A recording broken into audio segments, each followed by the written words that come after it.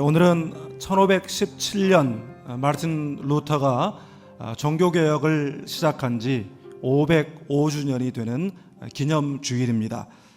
당시 로마 캐톨릭 이 교황청은 바티칸의 상징적인 건물인 성 베드로 성당 건축 기금을 모금하는 중에 그 막대하고 어마어마한 예산을 조달할 방법으로 기가 막힌 아이디어를 냈습니다. 훌륭해서 기가 막힌 것이 아니라 어처구니 없는 그런 기가 막힌 방법을 제시했는데 그것이 바로 면죄부 판매였습니다. 면죄부란 여러분이 잘 아시는 대로 속죄 증명서와 같은 것입니다.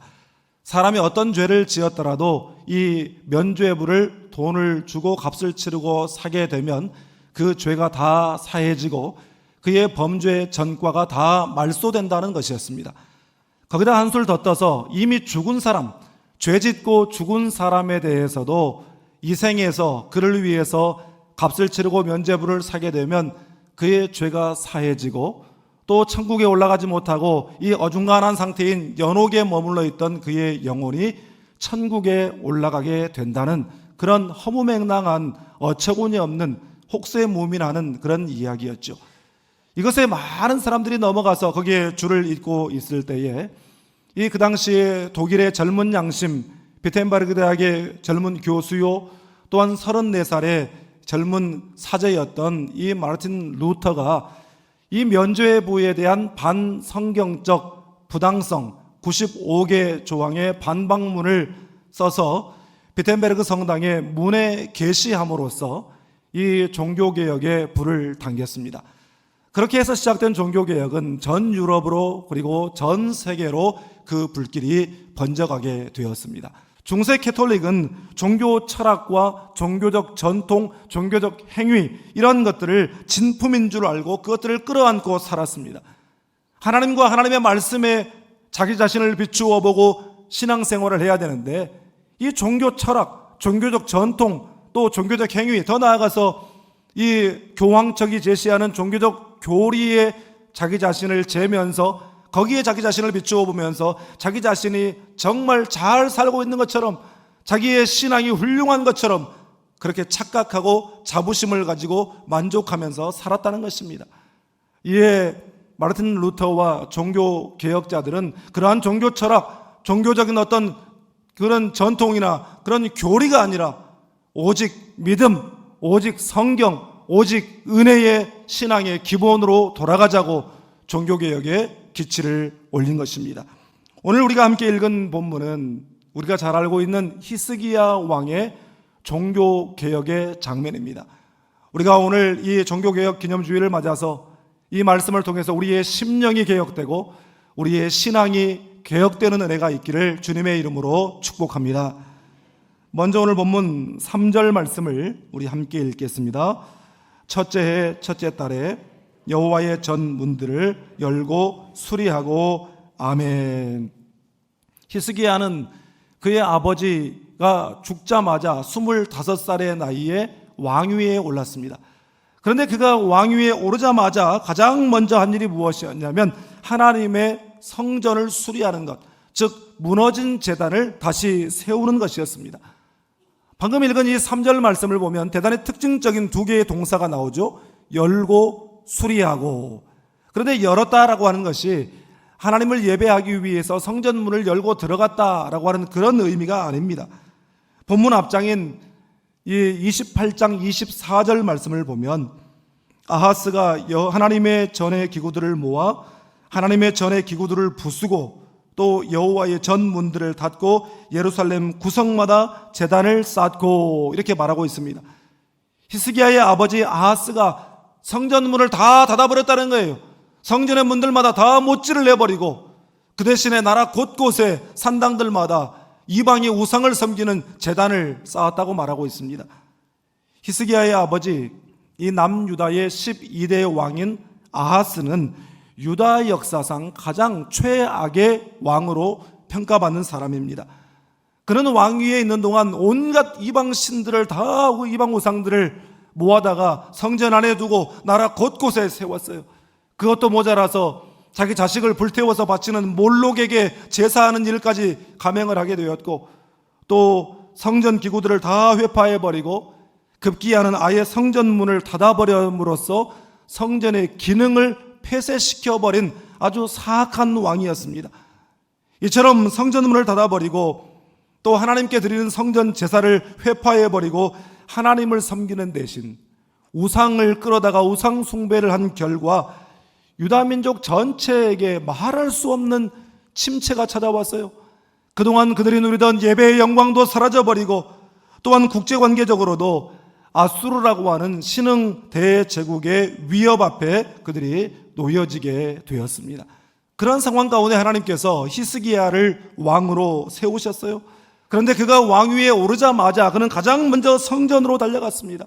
그의 아버지 아하스의 재위 기간이었던 16년 동안 굳게 닫혀 있었던 그 성전문을 열고 들어갔을 때에 그 성전 곳곳에 거미줄이 가득하고 온통 부서지고 무너지고 먼지가 가득한 그 성전 내부를 바라보면서 그는 그 자리에 무릎을 꿇고 하나님 앞에 하나님 죄송합니다 그렇게 눈물을 흘렸을 것입니다.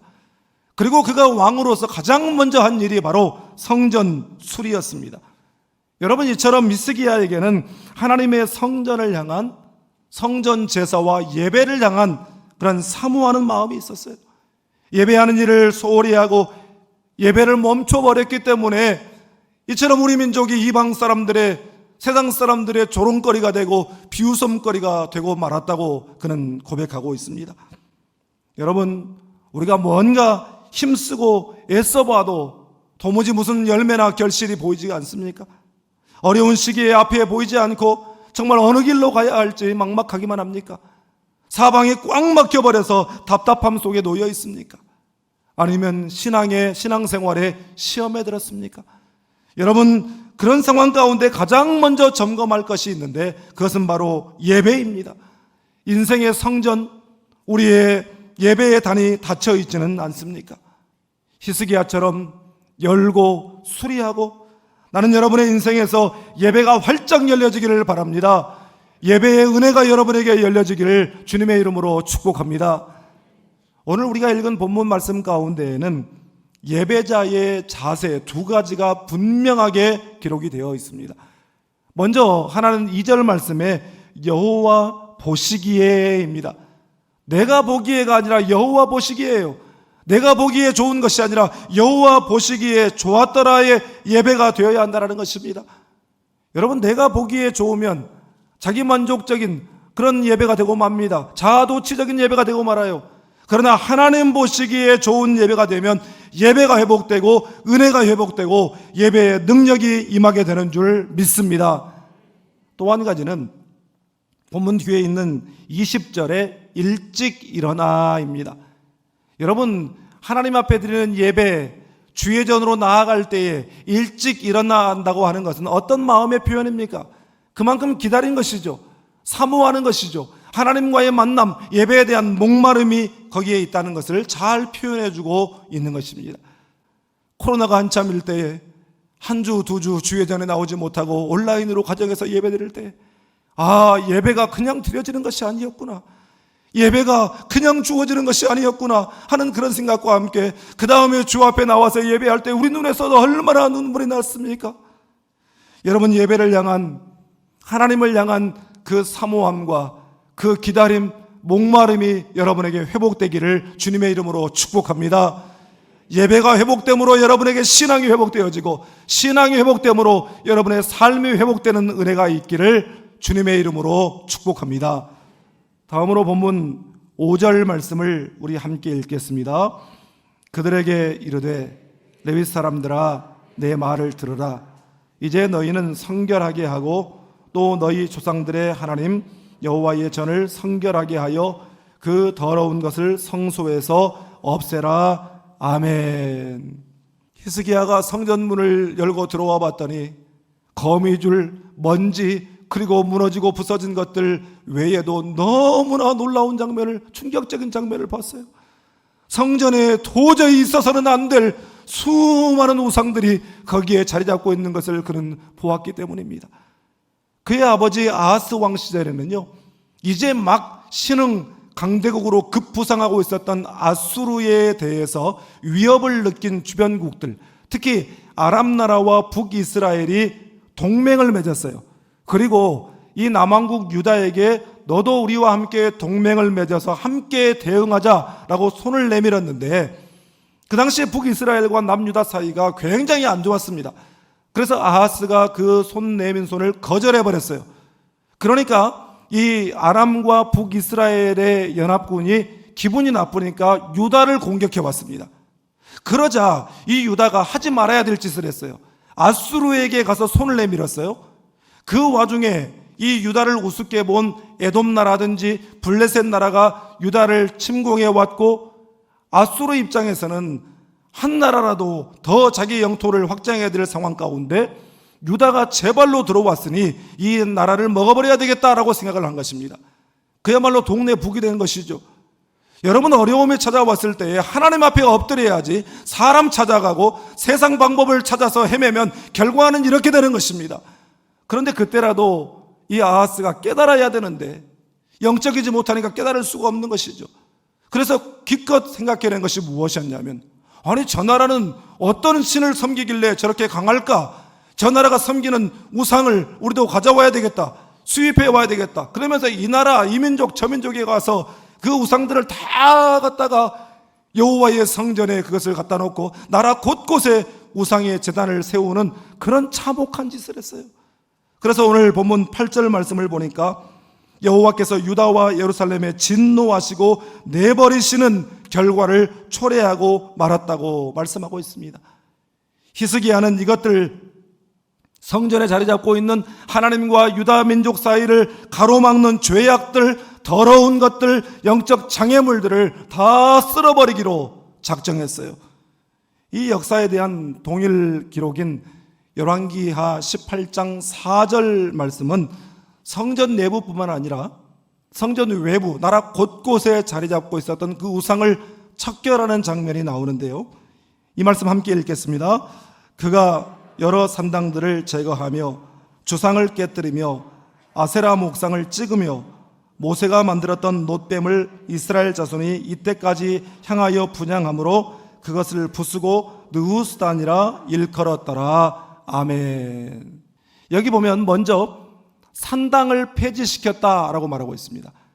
여러분이 산당이라고 하는 것이 영어로 high places, 다시 말해서 고지대, 높은 지대 이런 뜻인데, 출애굽한 이스라엘 백성들이 가나안으로 들어오기 전에 가나안 사람들이 자신들의 우상에게 제사하는 장소가 바로 산당이었습니다. 그런데 이스라엘 백성들이 광야 시절에는요, 성막을 중심으로 텐트도 치고 성막을 중심으로 이동도 하고 그렇게 40년을 보내왔거든요. 그러다 보니까 성막 중심의 제사가 잘 이행이 되어져 왔습니다. 그런데 가나안으로 들어와서는 어땠습니까? 이제 가나안 곳곳의 땅을 12지파에게 분배를 했잖아요. 흩어져서 살게 됐어요. 그러다 보니까 이 성막 중심의 이 예배가 잘 드려지지가 않고, 그래도 이 이스라엘 사람들은 제사를 드려야 자신들의 죄가 사함을 받고 죄책감에서 자유를 얻고 살 수 있으니까 제사를 드려야 되니까 궁여지책으로 가나안 사람들이 우상을 섬기던 그 산당들이 딱 보니까 위치도 좋고 아주 좋거든요. 그러니까 그곳을 하나님을 제사하는 장소로 사용을 해왔습니다. 심지어 솔로몬 성전이 세워진 후에도 여전히 산당들은 유지가 되어 왔어요. 그런데 그동안 그 어떤 왕도 손대지 못했던 그 산당을 히스기야가 손을 댄 것입니다. 여러분 한번 생각해 보십시오. 수백 년 동안 사람들이 그곳에서 하나님을 예배하고 제사를 드려왔던 곳입니다. 관행적으로 해오던 것들을 이 국가 지도자가 자기가 취임하자마자 그것을 딱 폐지시켜버렸다? 여러분, 이것은 굉장히 위험한 일입니다. 자신의 정치적인 입지도와 인기가 땅에 추락할 수 있는 그런 위험 요소를 안고 있는 행동입니다. 여러분, 그러나 히스기야는 이것이 하나님 앞에서 바르지 않다는 것을 알고 있었기 때문에 담대하게 그것을 깨끗하게 정리를 해버린 것입니다. 그리고 주상을 깨뜨리고 아세라 목상을 다 찍어버렸다, 불태워버렸다. 주상이라고 하는 것은 기둥주자의 형상상자, 다시 말해서 돌기둥 같은 것을 세운 우상들입니다. 그리고 아세라 목상은 아세라 여신의 형상을 깎아 만들어 놓은 우상들이에요. 이것들을 다 깨뜨려버리고 이것들을 다 찍어버렸다는 거예요. 여러분, 사실 믿음의 사람이라고 한다면 왕으로서 산당을 폐지하고 주상을 깨뜨리고 목상들을 다 찍어버릴 수도 있습니다. 믿음의 담대함으로 그렇게 할 수 있어요. 그런데 문제는 그 다음이에요. 그 다음에 모세가 만들었던 놋뱀까지도 다 부숴버렸다, 이렇게 말씀하고 있습니다. 여러분, 이 놋뱀이 어떤 뱀인지 아시죠? 민수기 21장에 보면 출애굽한 이스라엘 백성들이 광야를 지나는데 너무 불편해요. 그래서 원망을 하기 시작했어요. 하나님 주신 은혜는 생각 못하고, 구원의 은혜도 생각 못하고, 하늘에서 만나를 내려주시는 그 놀라운 은혜는 생각하지 않고 불편한 것만 생각하는 거예요. 원망하고 불평하니까 하나님께서 불뱀을 보내서 그들을 물게 하셔서 그들이 다 죽게 되었습니다. 그때 모세가 하나님 앞에 간절한 마음으로 중보기도를 드리죠. 그때 하나님께서 모세에게 지시하시기를 놋뱀을 만들어 장대에 매달아라, 누구든지 그것을 본즉 살리라 말씀하셨습니다. 실제로 정말 모세가 장대에 매달아서 다 나와서 이것을 보시오 그랬더니 불뱀에 물려 죽어가던 사람들이 그것을 본즉 살아났어요. 구원받았어요. 여러분, 그래서 이 모세의 놋뱀은 이스라엘 백성들에게 있어서 구원의 상징이었습니다. 더더군다나 요한복음 3장 14절 말씀을 보면 예수님께서도 이것을 가리켜서 모세가 광야에서 뱀을 든 것 같이 인자도 들려야 하리라 그러시면서 예수님 당신이 감당하게 될 그 십자가를 모세의 이 놋뱀에 비유를 하셨습니다. 여러분, 그러니 이 모세의 놋뱀이 이스라엘 사람들에게 얼마나 깊은 영적인 의미가 있고 상징이 있고 또 영적 자산입니까? 이것은 마치 거기에 비하겠습니까마는 저기 이 아산 현충원에 가면 충무공 이순신 장군의 칼이 보관되어 있거든요. 그 충무공 이순신 장군의 칼을 대통령이 취임되자마자 첫 번째로 거기 방문해서 그 칼을 부숴버렸다라고 하는 것과 똑같은 거예요. 여러분, 히스기야가 그것을 부숴버렸어요. 그 이유는 여전히 이때까지 백성들이 그 앞에 가서 분향하였기 때문이라. 분향했어요. 그 앞에 가서 향을 피우고 머리를 조아리고 절을 하고 거기서 제사를 드렸다는 거예요. 그것이 우상이 되어버린 것이죠. 여러분, 이스라엘 백성들을 살린 것이 한낱 구리 조각에 불과한 그 불뱀입니까? 그 놋뱀입니까? 하나님 아닙니까? 그 놋뱀이 아무리 대단하게 쓰임받았다 하더라도 하나님의 구원 역사의 하나의 도구에 불과했던 것입니다. 하나님께서 기뻐하시지 않는 어떤 생각, 계획, 행위, 이런 모든 어떤 모습이라도 여러분 다 내어버릴 수 있기를 바랍니다. 하나님의 성전에 그러한 것들이 들어앉아 있는 한 하나님의 임재는 없는 것입니다. 우리의 심령을 성령께서 주의 전 삼고 계시려고 하시는데 우리 속에 그러한 더러운 것들로 가득 차 있다고 한다면 어떻게 하나님께서 그 속에 함께 하시겠습니까? 사랑하는 여러분, 우리의 속에 있는 모든 더러운 것들을 다 내어버림으로 말미암아 하나님의 임재의 축복을 경험하고 하나님과 동행하는 삶을 살아가는 여러분 되시기를 주님의 이름으로 축복합니다. 마지막으로 열왕기하 18장 5절 6절 말씀을 함께 읽겠습니다. 히스기야가 이스라엘 하나님 여호와를 의지하였는데 그의 전후 유다 여러 왕 중에 그러한 자가 없었으니 곧 그가 여호와께 연합하여 그에게서 떠나지 아니하고 여호와께서 모세에게 명령하신 하나님을 지켰더라. 아멘. 유다 역사에 히스기야만큼 하나님을 의지한 왕이 없었다는 거예요. 여러분, 얼마나 놀라운 축복의 평가입니까? 그런데 여러분, 이것도 하나의 하나님의 역설이에요. 무슨 말이냐? 유다 역사의 가장 악한 왕 아하스, 그 아버지 밑에서 어떻게 이렇게 유다 역사의 가장 선하고 하나님만 의지한 그런 왕이 나올 수가 있었을까요? 중세 기독교는 구원을 위해서 종교적 행위를 의지했어요. 죄 사함을 위해서 면죄부를 의지했어요. 하나님의 말씀이 아닌 세상 철학과 종교적 전통을 의지했어요. 그래서 그들이 어떤 정치적인 파워, 세상을 주무르는 어떤 권력의 힘, 물질의 힘을 그들이 가졌는지는 모르겠지만 부패하고 타락하고 세상의 조롱거리가 되고 만 것입니다. 히스기야가 하나님 여호와를 의지했다. 여기서 이 의지했다라고 하는 말은 믿는다라고 하는 말보다 훨씬 그 이상의 그런 의미가 있습니다. 이 말은 fully trust in, 온전히 신뢰했다, 그런 뜻입니다. 이 말의 히브리어는 바타흐라고 하는 말인데요, 이 바타흐라고 하는 말은 신뢰하다, 확신하다, 확실하다, 이런 뜻입니다. 온전히 신뢰하고 자기가 믿는 바가 확실하기 때문에 온전히 그를 의지하고 다 내어 맡겼다라고 하는 그런 의미가 바로 바타흐의 믿음입니다. 여러분, 심령의 개혁, 신앙의 개혁이라는 것은 다른 것이 아니에요. 하나님 외에 그 어떤 것도 케어하지 않고 어떤 것도 신경 쓰지 않고 그저 뚜벅뚜벅 믿음의 걸음으로, 믿음의 골방으로 들어가는 것입니다. 그 골방으로 들어가서 믿음의 손을 드는 것이에요. 전부여 의지 없어서 손 들고 옵니다. 주 나를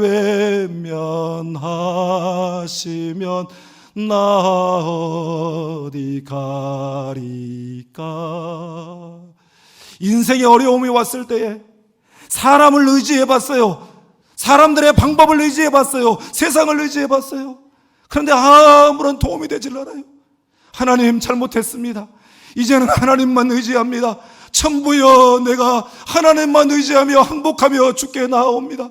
하나님마저 나를 외면하시면 제가 어디로 갑니까? 주여, 나를 불쌍히 여겨 주시옵소서. 사랑하는 여러분, 나는 여러분들이 그 믿음의 골방을 갖게 되기를 주님의 이름으로 축복합니다. 본질이 아닌 것 붙잡고 우쭐대거나 본질이 아닌 것을 가지고 낙심하지 않기를 바랍니다. 여러분, 진품이 아닌 가짜 붙잡고 신앙생활하지 않기를 바랍니다. 세상 끝날까지, 아니 우리가 영원토록 우리가 붙잡아야 할 본질은 구원의 이름, 능력의 이름 예수 그리스도이신 줄 믿습니다. 우리가 붙잡고 가슴에 품고 영원토록 자랑해야 될 것은 예수 그리스도의 십자가 복음인 줄 믿습니다. 사랑하는 여러분, 나는 오늘 종교개혁 기념주일을 맞이하여 여러분 모두가 십자가의 그 은혜를 회복하고 십자가의 감격, 십자가의 능력을 회복하여 능력 있는 신앙생활 해나가는 여러분 되시기를 주님의 이름으로 축복합니다.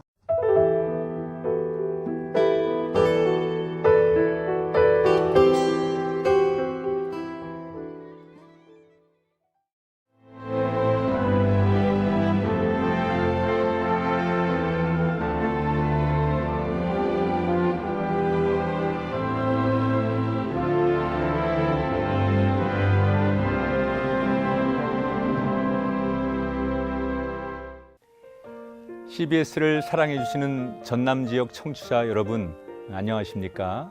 CBS 재단 이사장 꿈의 교회 김학중 목사입니다. 여러분의 사랑과 관심 덕분에 전남 CBS가 순천시 장천동에 새로운 사옥을 마련하게 됐습니다. 이 방송국 사옥이라는 것은 단순히 건물을 짓는 의미에 지나지 않습니다. 전남 지역 복음 전파와 특별히 다음 세대를 위한 미래 비전을 세우는 일입니다. 코로나19로 모든 활동이 중단되고 또 관계가 단절되는 상황이지만 우리 CBS 방송만큼은 우리의 발길이 닿지 않는 곳까지 구석구석 하나님의 말씀을 전하는 위대한 힘을 지니고 있습니다. 이 방송이 믿음의 반석 위에 굳건히 세워질 수 있도록 여러분들께서 벽돌 한 장 한 장씩 쌓아가는 마음으로 전남 CBS를 위해 후원해 주시고 기도해 주시기를 간곡히 부탁드립니다. 여러분의 이 작은 행함이 CBS를 통해서 교회 공동체를 회복하고 누군가의 믿음을 소생시켜 줄 굳게 믿습니다. 여러분 한 분 한 분을 축복합니다.